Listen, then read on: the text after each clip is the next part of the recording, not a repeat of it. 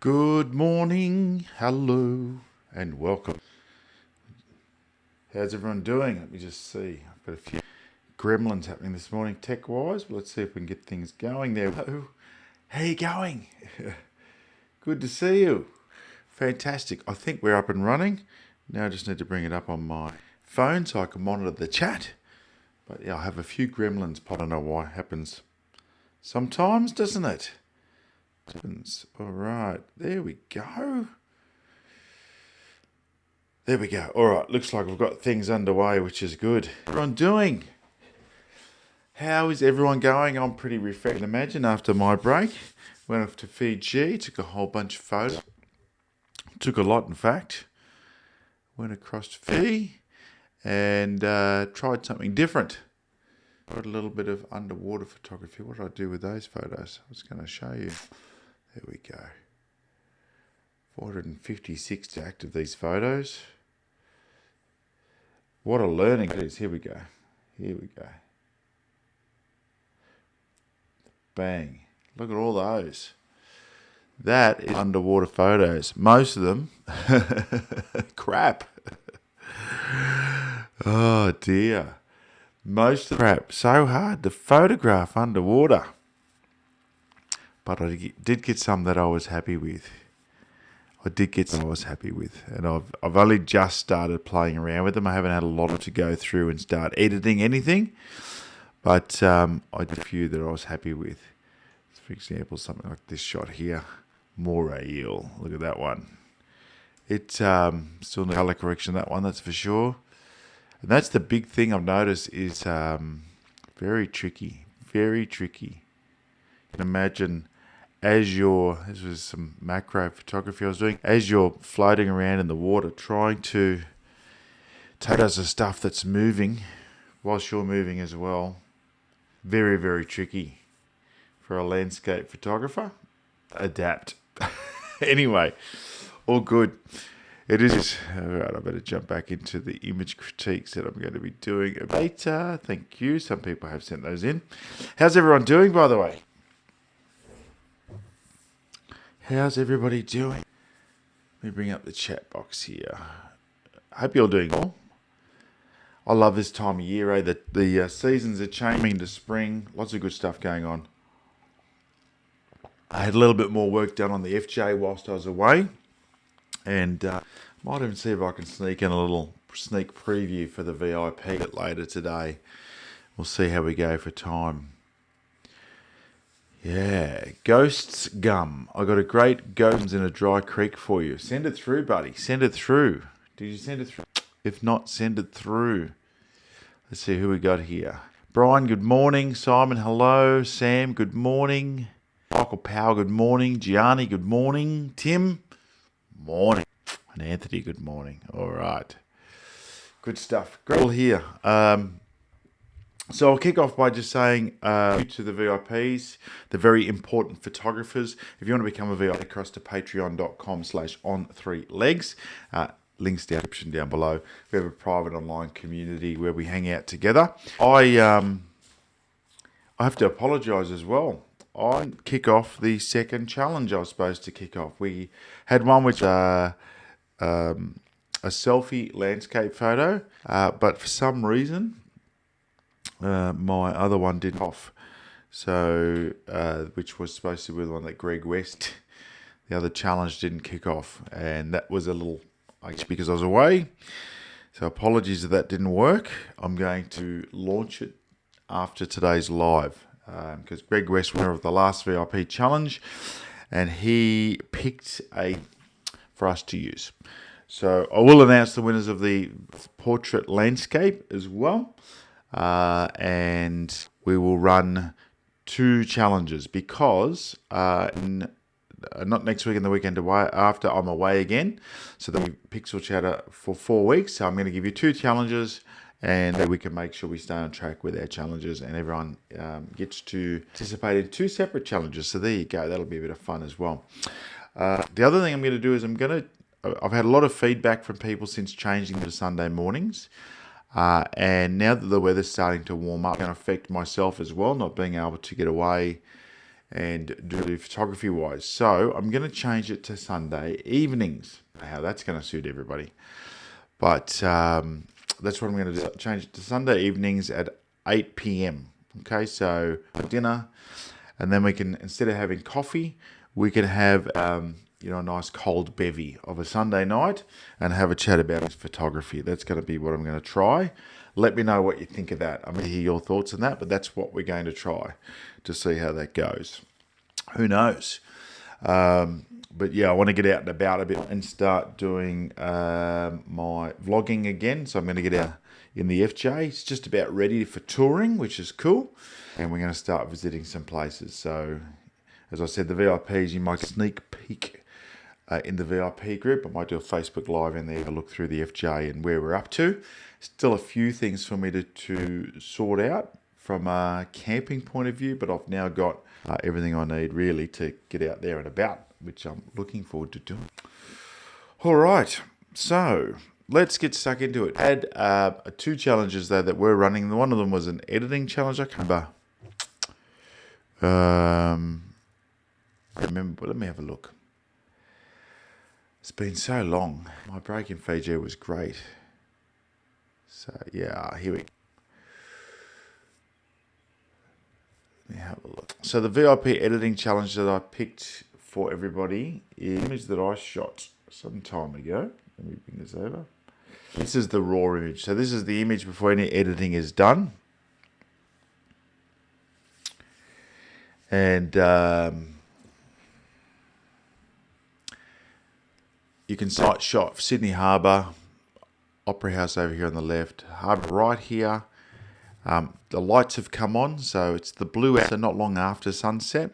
And you can see this really cool looking rocks in the foreground here. It's a rock wall that's sort of been led by the water. And what happens is, this is a long exposure, so it's flattening this water out.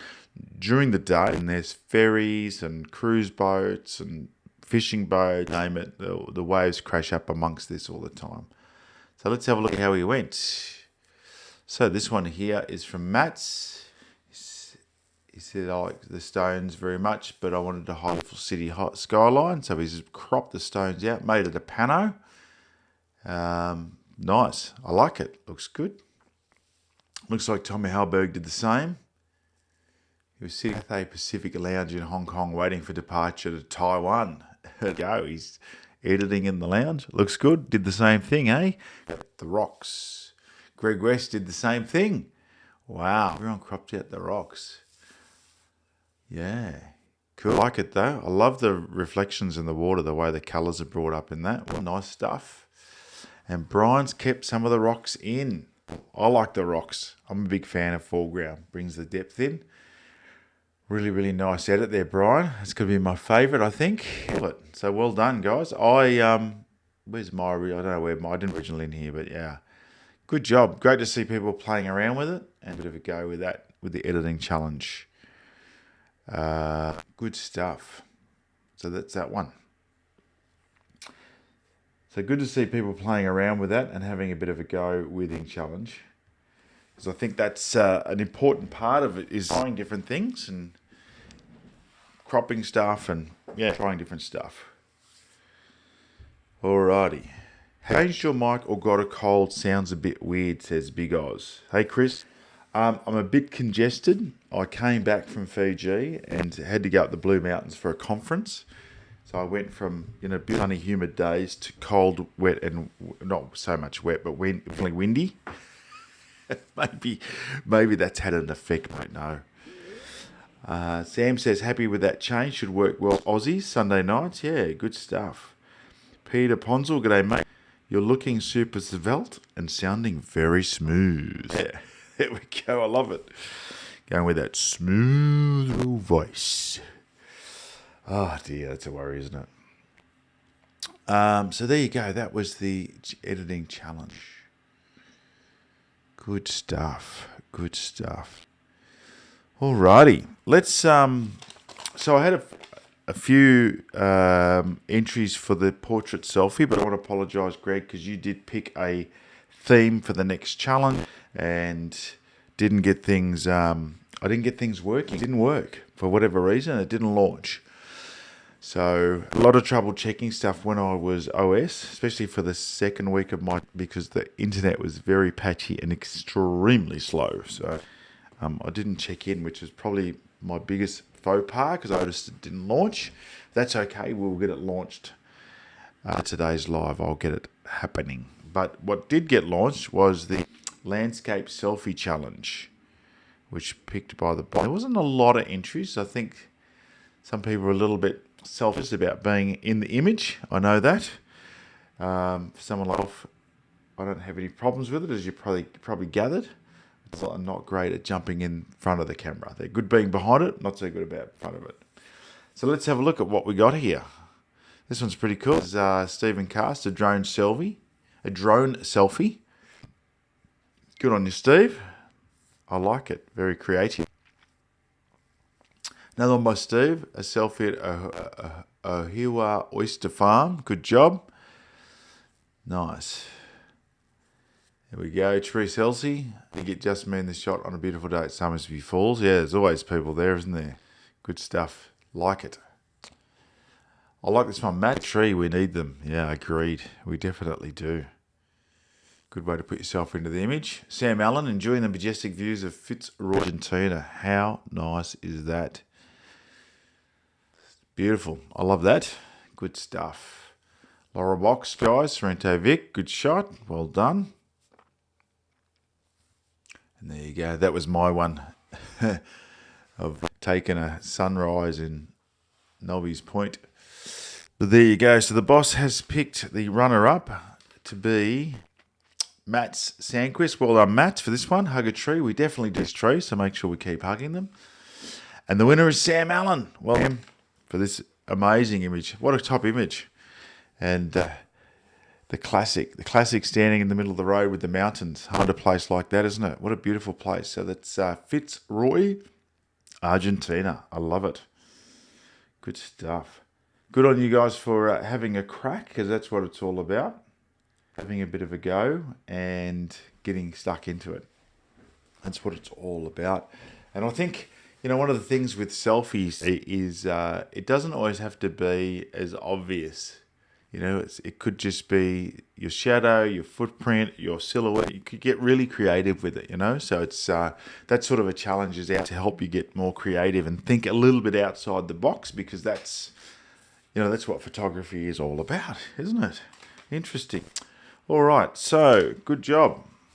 Let's have a chat about things coming up. I'm going to really start to ramp up and put some more effort back into the vlogging. I want your feedback on these pixel chatters, because what happens, I know there's a really dedicated group of you that comes into these pixel chatters and joins me every single time I do one live, or just about every single time that is possible. What else do you want to see? How do you want these pixels to play out? We've been doing, this is episode 72, so we've done a lot of these, and I'm just wondering if there's something that I could change to make it more interesting or more exciting, or something else I could do, or should we just leave it as?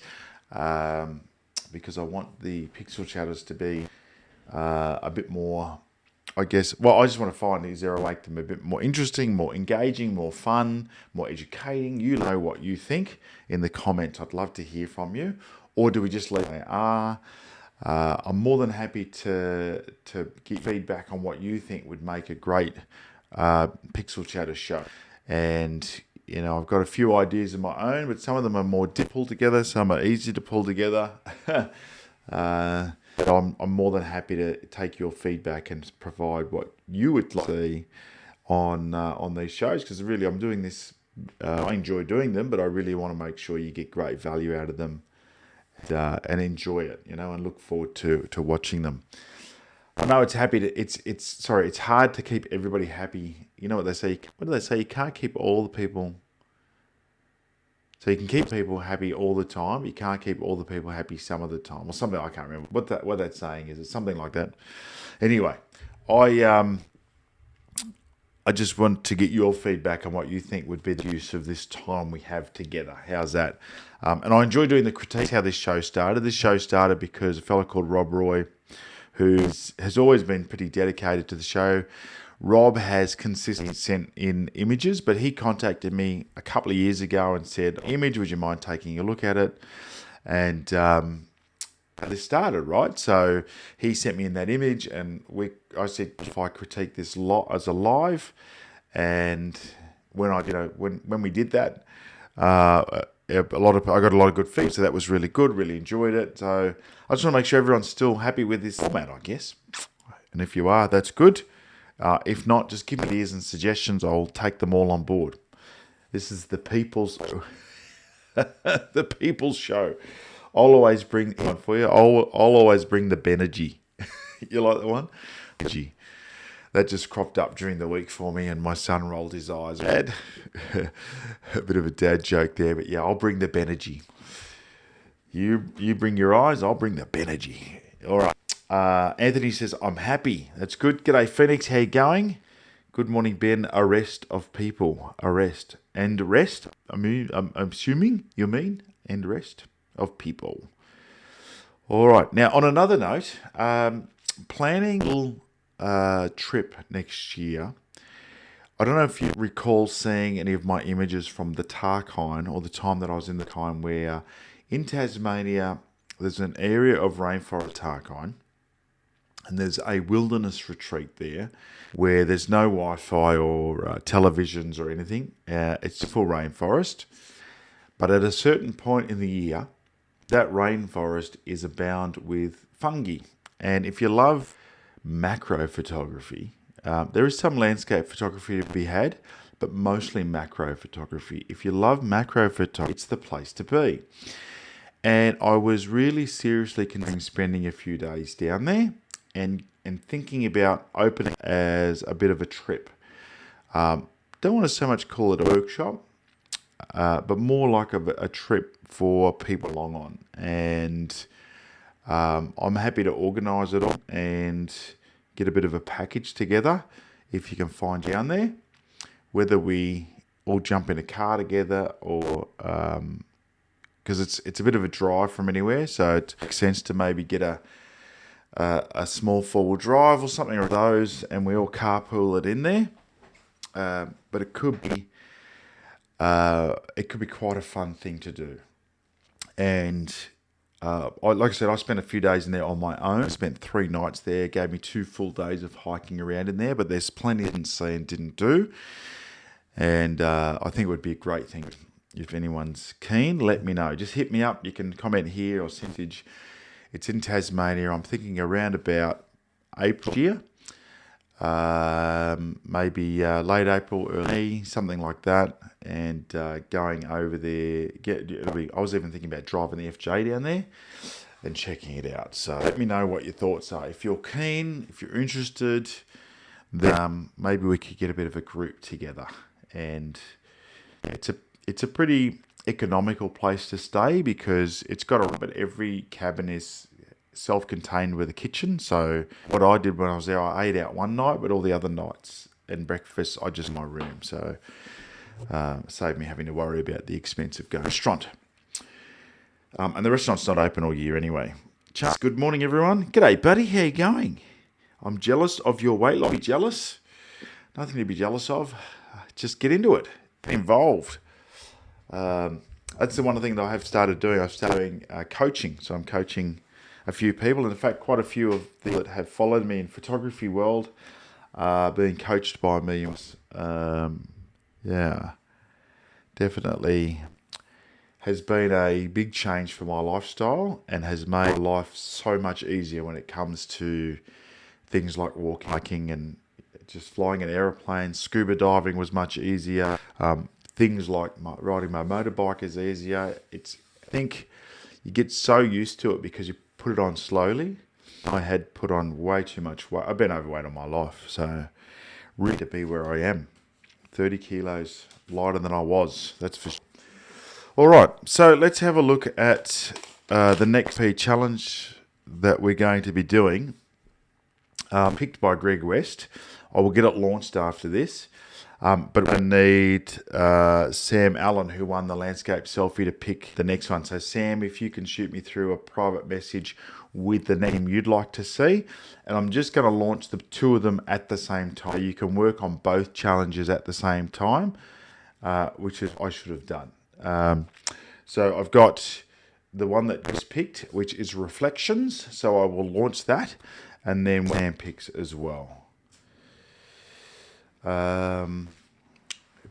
Brian says, you on the ferry, LOL. Yeah, I don't know how. Funnily enough, that when we were in Fiji, we went on the Blue Lagoon cruises, and it was a very small swell, but it was a catamaran, so it was rocking quite a bit, and it didn't bother me. The boss, however, got a little bit under the weather with the seasickness, but it didn't bother me, so it gave me some sort of encouragement that I'll probably be okay on the ferry. So I'm going to go. I'd probably do it on an do they go overnight? I think they do. I'll just drive down there during the day, stick the car in the ferry, sleep overnight, and then wake up. That's my thinking. Anthony, Ben, if you can set a date, I'll be on a trip along the west coast. I'm over there every 18 months, is it? Every 18 months. Yeah, okay. Yeah, well, I'm thinking around late April, early May, somewhere around there is what I'm thinking. Yeah, so I didn't vlog in Fiji. Peter's asked, can we look forward to some vlogs from your Fiji trip? I didn't vlog in Fiji. I was happy with the underwater camera setup, not happy with my photos. It's just, what happened was I did 10 dives over 5 days. It sort of took me, because I don't dive very much, I hadn't dived for a year. It sort of takes me a dive or two to get back into it. And then it took me a few dives to get used to the camera gear and diving with that. And then my 10th dive, for some reason, or I know why, this camera that I use, it's this one here. It's the Sea Life DC 2000. So that light is a bit bright on it. There we go. That helps you. The Sea Life DC 2000. It's also waterproof. So this little console is waterproof, but it goes into a bigger housing. And I used this at the beach and got it wet, and that was a big mistake. And when I put it into the housing, the moisture that came out of it into the casing, so great. Even with the moisture muncher thing that I had the case, it still fogged up the internals of the case. So that was a mistake. So I learned from that. So one of my dives, I didn't even get any photos, and then I only had 2 more dives the second week because we were on a cruise. And so I think the old with underwater photography is if you come away with one good shot, I think you're doing well. No different to a landscape photography trip, if you're out for an hour. So it's it's a very different type of photography. So I was really with it. I will be diving for the first time ever in Australia Christmas time. We've got a trip booked up to Nelson Bay, and dive up there that's very popular with the grey nurse sharks, the looking glass. I'm going to go do that. And there's also a dives. There's one called the Pipeline, which is a very good macro dive, I believe, and fly. So I'm going to do a few dives over Chrissy, which I've never done before. I've never dived country, so I'm going to give it a go. So I will, but I will do a video about the DC 2000 because one of the frustrations I had as a photographer was there was not many good reviews, or never reviews, in fact, of that particular underwater camera. And for those of you that don't want to spend, $10,000 on your underwater camera, or you want to spend $3,000 on underwater housings and for your $10,000 camera setup, being it your Nikon, Canon, or whatever it might be, or you don't want that business, which I've already got the gear, and I could have just bought a housing for my D850 or D810, or taking that gear down there, but I don't want to risk $10,000 worth of gear flooding. The good thing about this is if this case flooded, if the housing for this flooded, this is also waterproof. So I have had my GoPro case flood before, but the GoPro is waterproof, the one that I've got. So, it's sort of, from that perspective, it's a really good system for somebody who hasn't got the dedication to it, to be diving all the time and be, maintaining a professional rig. I'm doing it more for my own enjoyment. as a type of photography. And you never know, somewhere down the track, maybe I'll upgrade if I'm into it. But for now, this does the job. There is a DC 2000 grip, or sorry, a Sea Life underwater image on Facebook. So if you're interested in it, maybe join that group. I don't think you need to have the Sea Life camera to join. You just have to be. So just join the group, and you'll see some of the images that people take with this camera and how they do it, whether it's with video light or with strobes, and it's pretty impressive. So I know that I know what it's capable. The other good thing about it is you've got full manual adjustments of everything when you're underwater. Strobes are easy to adjust. The camera's easy to adjust. They've really built something that's for us to use when we're diving. So you know, I would recommend it for anyone starting out. It's not as good as using a DSLR, but look at it. It's a point and shoot. The biggest frustration, which everyone has, is that when you take a raw image, it's 5 seconds for it to write to the SD card. And I've got no idea why that is. It must be something to do with the processor in it. I wish that they'd got that sorted. 5 seconds is a bit too long to wait for an image to write, and that can be a bit frustrating when you're doing your photography underwater. It'd be nice if you could quickly shoot off 3, 4, 5 or half a dozen images in a row. You'd get a better result. But anyway, it is what it is, because I've actually recycled pretty quickly the strobes that I've got.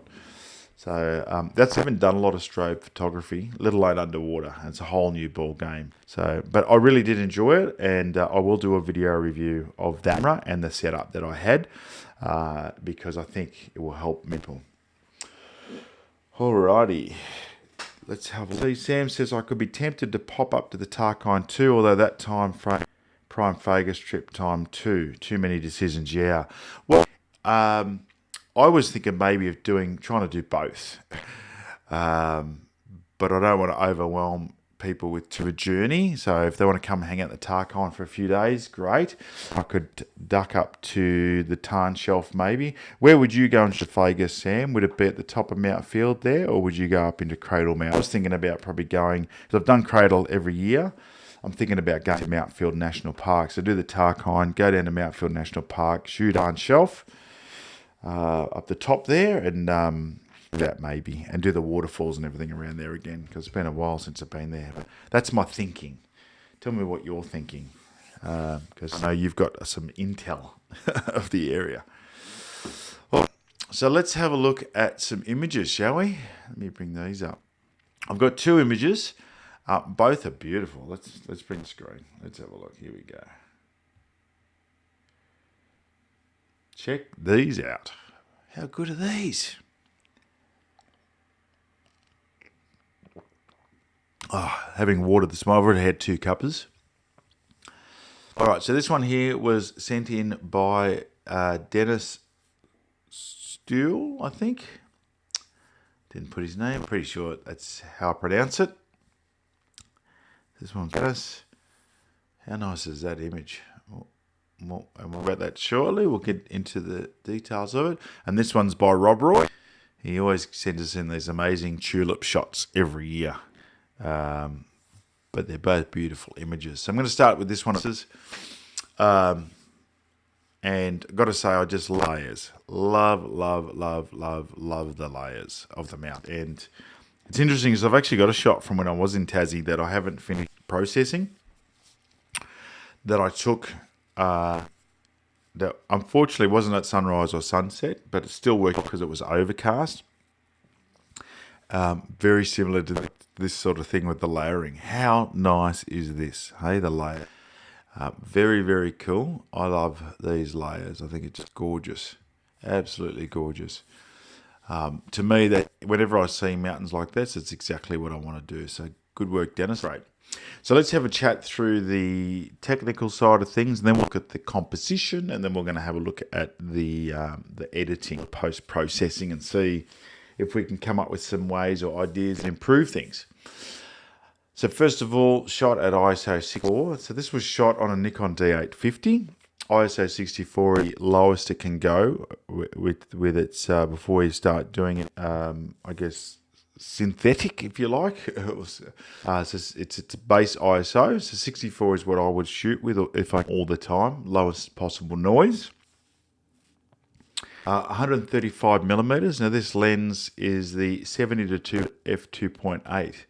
So sometimes you wonder, how can I use a photo lens? But it has done such a beautiful job here, isn't it? It's a cracking, and what a great shot. Looks good. I think it was a good choice at 135 millimeters. And you must have been a fair way away from this mountain range to need that lens to get this image, but it looks great. Looks really nice. The aperture was f8. And, you know, for the distance away you were, probably wouldn't have mattered too much aperture you picked.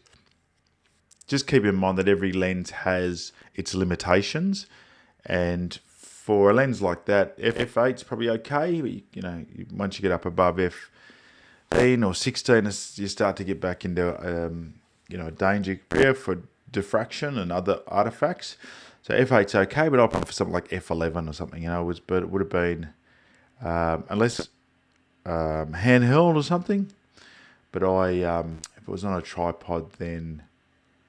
It was on a tripod, yeah. There's no reason to go at f8, but it probably hasn't affected anything. I think it's going to be fine, but it might affect the you know, depth of field close up here.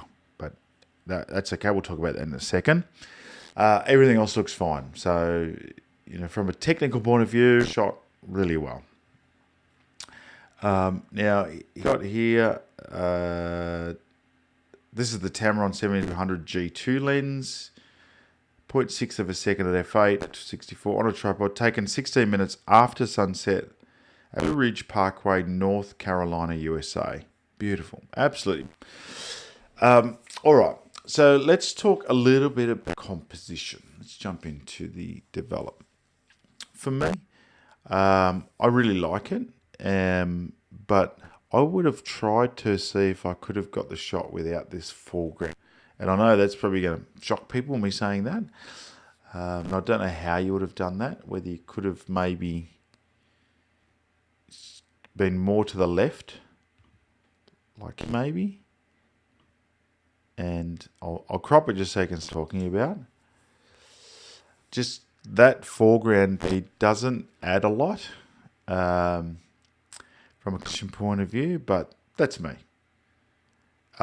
It could be, I don't know. Like I said, we weren't there, so sometimes it can be a bit tricky to know the circumstances were. But if we have a look at that foreground, let's just bring the shadows up a bit if we can see what's there. It's just a line of trees. So I don't know if there would be some way you could have shot above it. The other thing you could do, not very easy in Room, but definitely in Photoshop, is you could just clone all these mountains in somehow, maybe. I don't know. I don't know if you could or not. Certainly some of it you could. So you could crop away some of this, not all of it, maybe that much. Make it an extra pano, and then maybe then you could then clone in the mountains and this up. I don't know. But that's I would want that an uninterrupted view of the layering of the mountains is probably what I'd be at. But otherwise, beautiful shot. Love it. From a post-processing point of view, it's nice. I like it. There are a few little funny things in there that I'm going to zoom in and show you, because I think sometimes there are things going on in your camera you just got to keep an eye on. Now, this here is a green dot, so the likelihood is it's a hot pixel. Okay, there's something here too. Once again, looks like it could be headlights of something coming down a mountain. There could be a road there. There was another one somewhere too. Let me see if I can find it. Pretty sure I saw another one. Where did I see it? Pretty sure I saw another one. Oh, there it is there. Some more lights down here. Okay, that looks like a green dot. Once again, probably a hot pixel. Now this happens if you've taken a few long exposures, it's going to happen. So the idea is just to really go and look for these things. So if we zoom in, let's zoom right in at like 11:1. That might be a bit extreme. Let's go 8:1. And then, press the function key and the left arrow and it goes up to the top corner. And then if you just hold down the function key and the down arrow, click the down arrow. This is on a Mac, by the way. See all these little artifacts and just get your little spot removal tool and get rid of them. Don't be afraid to get rid of them. Because if you printed this large, you are going to seize. And then you're going to be really disappointed if you spend a few bucks on printing and you find that there's these little things in there. Also, you'll see things like this here. See this phone tower? I would remove that. I'd probably do it in Photoshop. See how it goes here. You just find something that looks good. I'll get away with it in here, actually. That worked.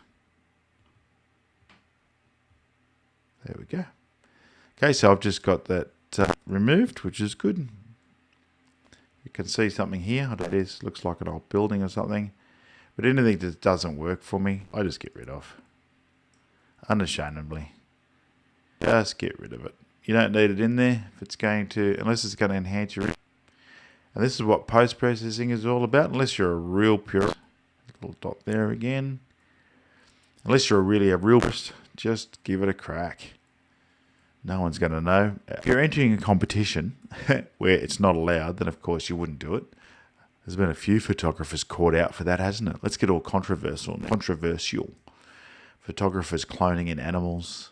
The stuff they're doing, crazy stuff, just to win competitions. That's why I don't agree with competitions. I was recently asked by a major competition to be a judge. And they said, yes, I'd love you to be a judge. I said, yeah, I'll do it. And then they changed their mind if they learnt that I'm not a big fan of competition. Don't know. Somebody obviously knew. But yeah, I don't agree with competitions. I think that your art, if you like it, it's good. Really, that's about, isn't it? So I'm just going through. You can see how many spots I'm removing. I'm just going to keep going all the way through because I really want to just show you how many there are. Because sometimes it'll take forever at this. Let me zoom out to 3:1. See if we can speed it up a bit. There we go.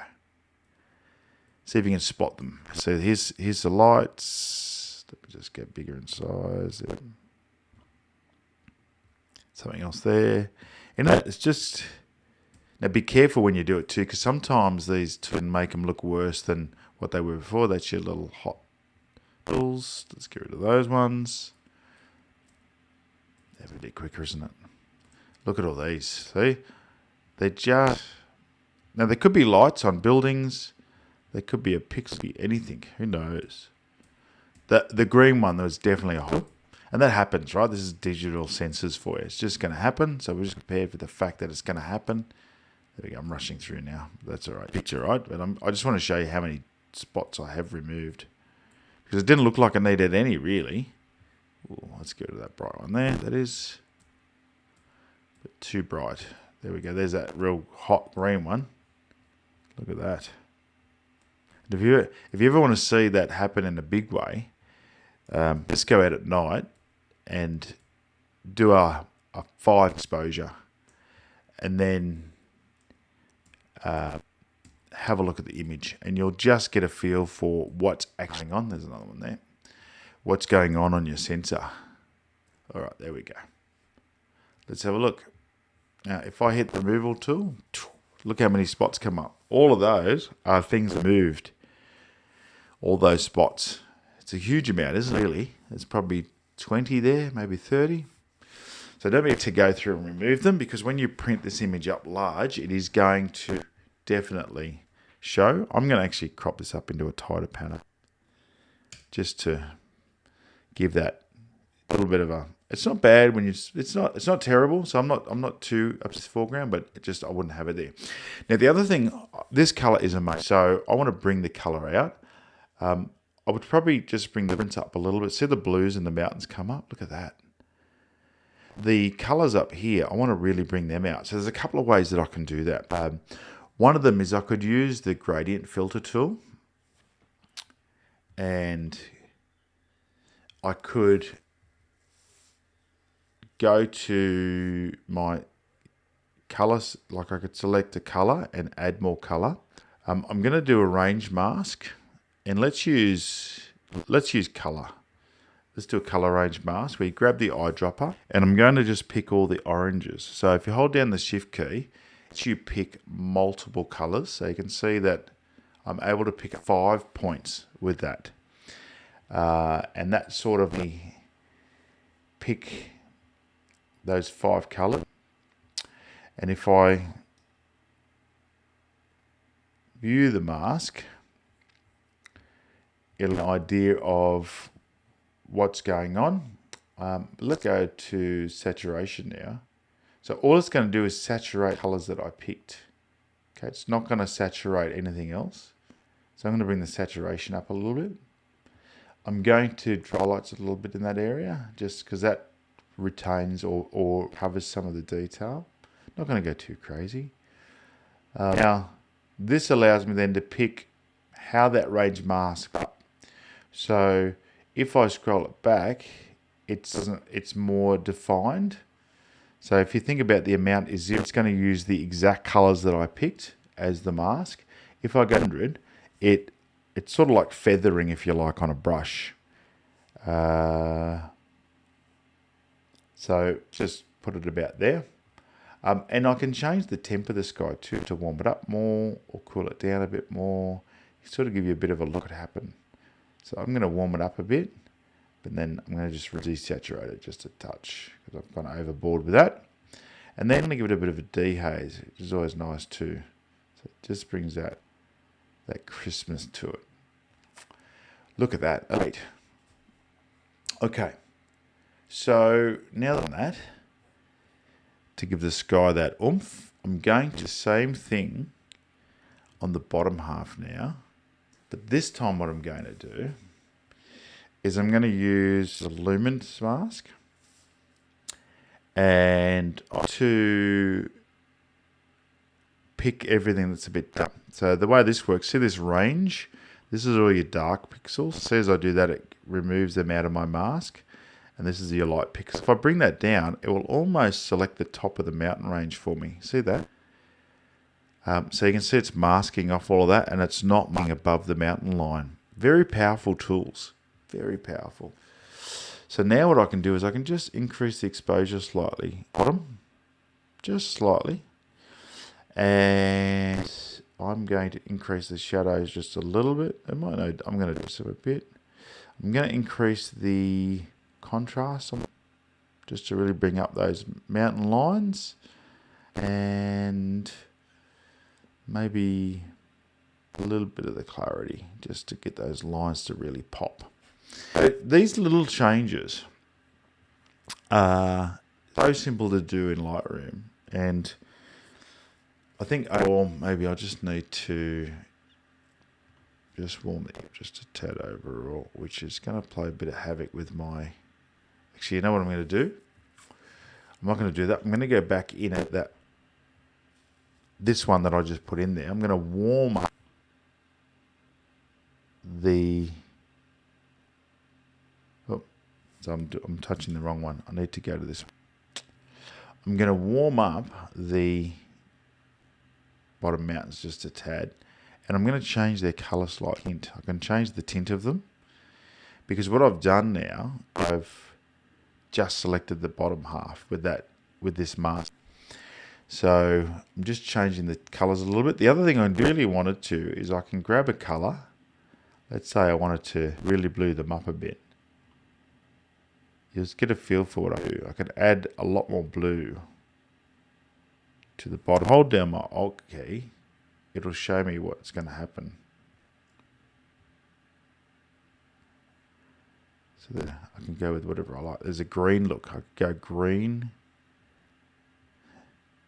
And you can just add a little bit of a colour in there if you want to add something. So if you hold down your, I think it's your Alt key. Is it? Or is it the, might be the function key. Let me have a look. There we go. It's the function key.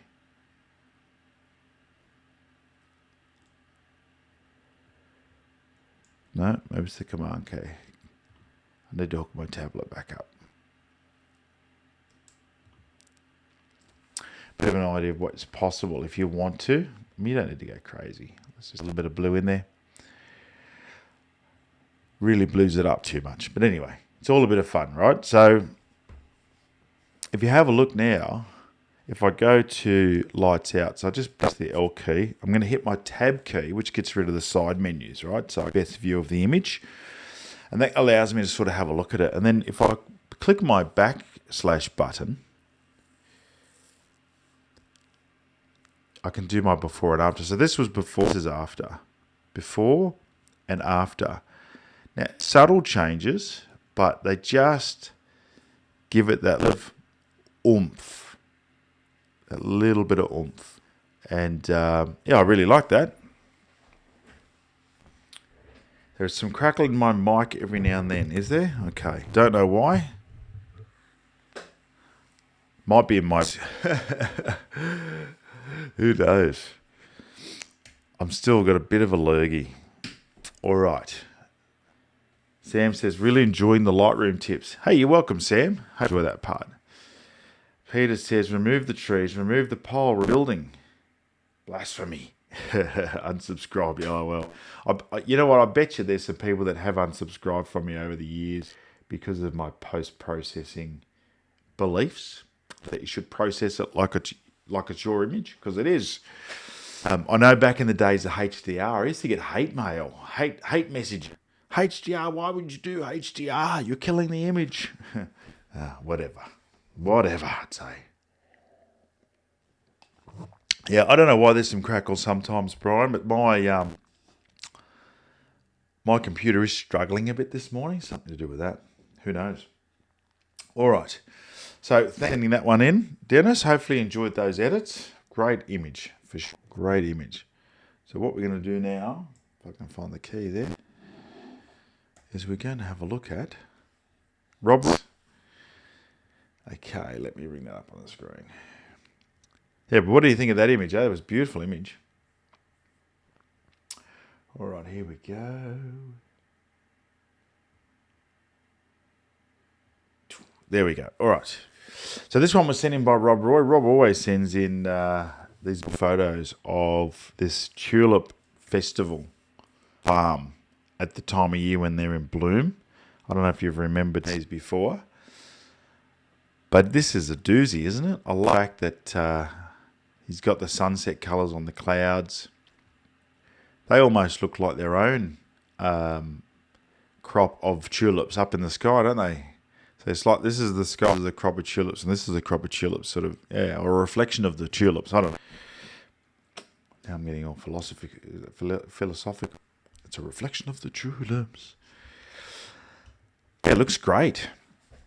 So thanks again, Rob, for sending that in. Let's have a look. So with the technical details, we'll have a look at the composition and then the processing, and we'll go from there. Technical details. Get the information up. So he sent me a little cap. Helpful when you send these in if you give me a little bit of a paragraph about what you're up to. He says, hey Ben, more from the tulip farm in Oregon. It is so short-lived. Each shot, in my opinion, is special. I agree, mate.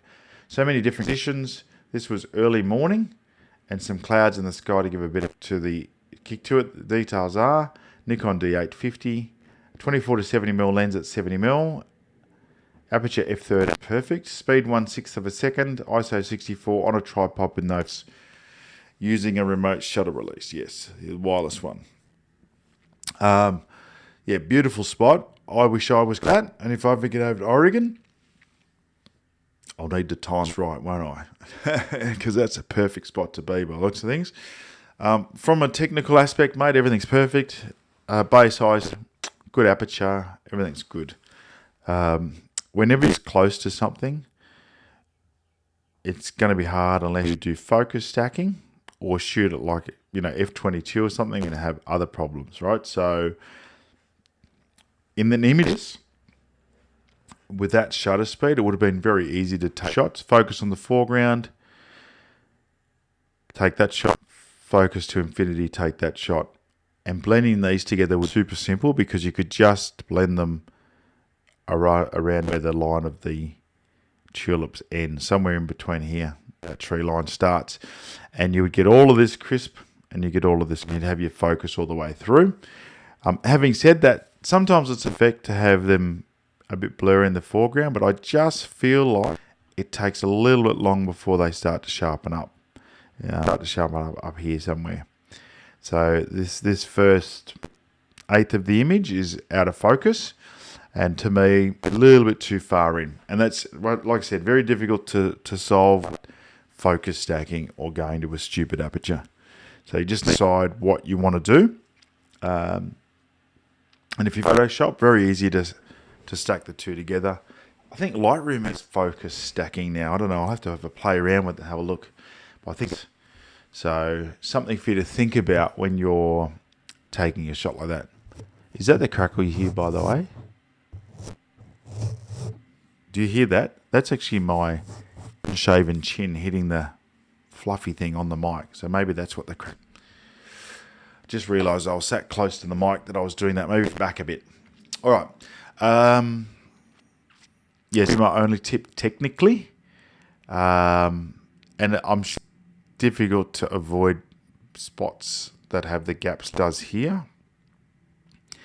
But such a spot, I would be tempted to take a few images along, like just move 1 meter right, 1 meter left, just move around a bit. I would have enough images that I could, things like this gap here, could fill in with more tulips and no one would know. Like, I'll give you an example. We'll just do it in here.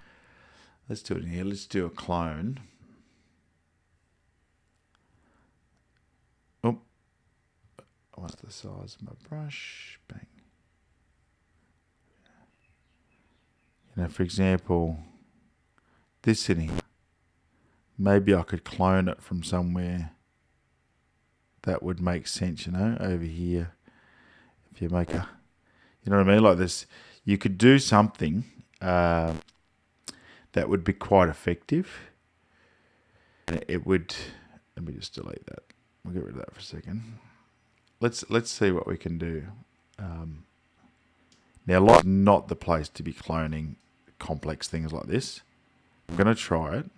What I have learnt with Lightroom is if you want to get a clone, you really need to make it angle, unless it's something simple, right?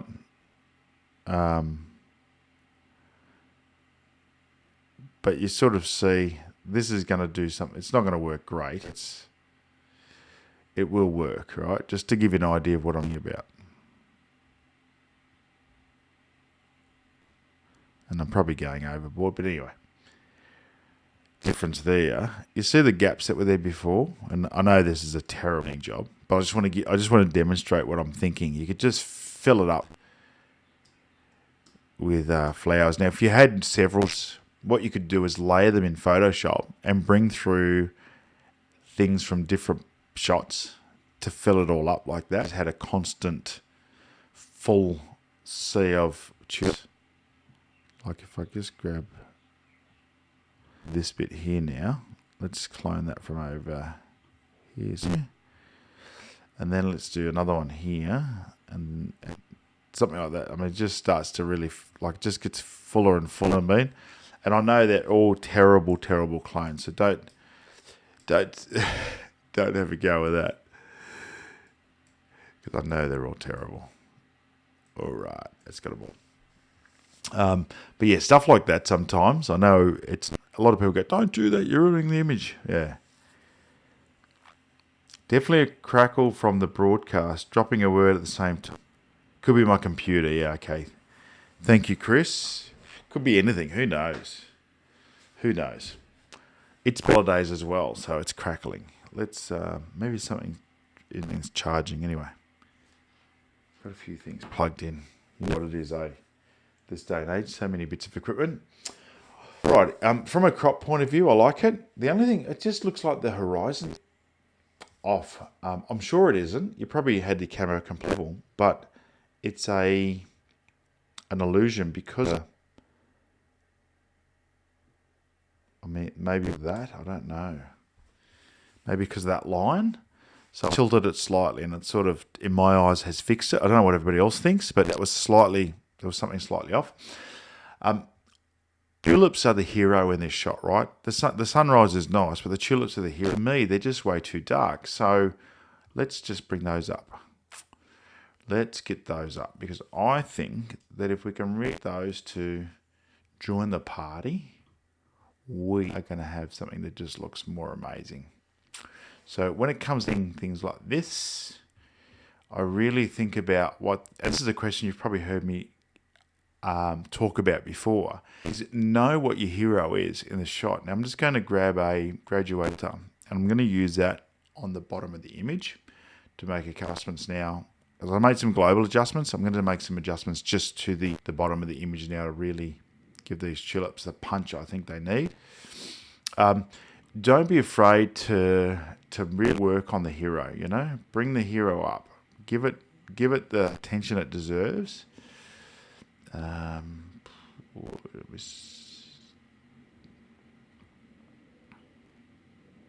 you just play around with it. Get it look really that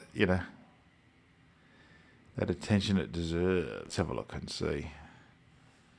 I might have overdone it. I'm going to bring the colours down slightly in the whole image. There we go. So if I have a look there, let's look at the before and after. So here's your before, your after. Do you get the difference of what I'm talking about? The tulips are the hero, and we really make them stand out. Here, they're very flat. It's almost like you've got like a tinted filter over the top of them. There's no life to them. The fact they're a bit out of focus isn't helping me either. I really would like them to be in focus. So let's have a look and see if maybe what we could do is just crop them up a bit. I'm sorry to crop the logo out, Rob. It's a great looking logo too. They're still out of focus in the foreground, but it starts to give you a bit of a feel for what I'm thinking. Yeah. Let's do it. It's a bit uneven, isn't it? As far as a pano goes. Needs to be down this way a bit. There we go.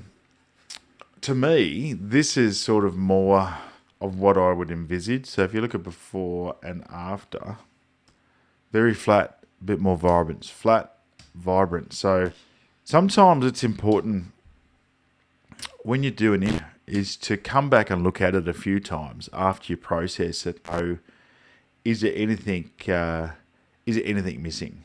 Is there anything I could add? Now there's some highlight issues up here. This is where these radial filters come in nicely.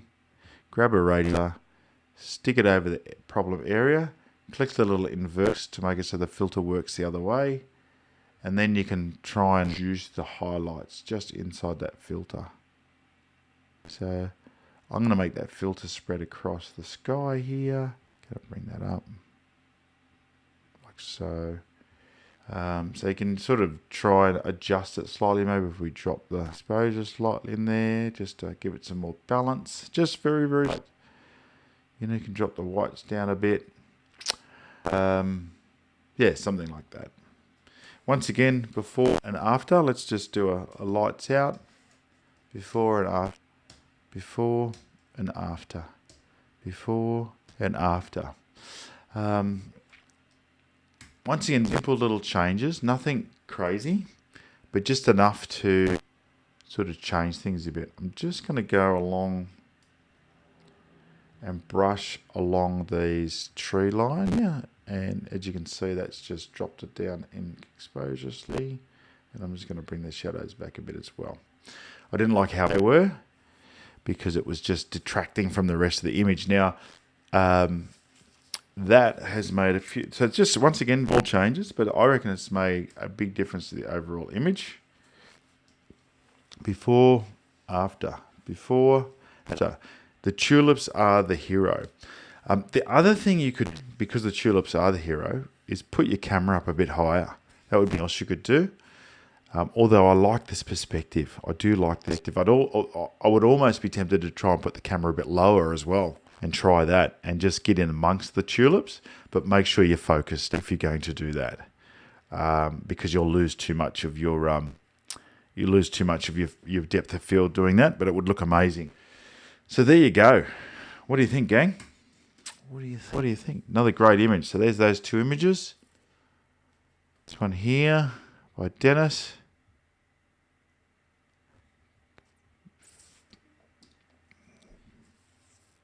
Come on, computer. You can see it's struggling. This by Dennis is actually quite a big file. I think that's why. Oh, Siri's now trying to do something. Siri's trying to do something. I didn't talk to her, but she decided to come. So there you go. That one by Dennis, and then this one by Rob. How nice. Good job, guys. 2 beautiful images. Really nice images. Super, super great images. Thanks so much for sending those in. If you want to send in to be critiqued on the show, the details are down below in the description. But email your images through to ben@on3legs.com. Make sure they're 3,000 pixels wide on the longest edge. And that you give me all the EXIF information and give me a little paragraph about how you shot it. So was it on iPod? Did you use filters? Tell me a bit about the weather, whatever you like. Give me a little bit of info to help me when it comes to critiquing them, and I'll give you my thoughts. And always keep in mind that when I critique images, there's no wrong. It just is my thoughts and eyes.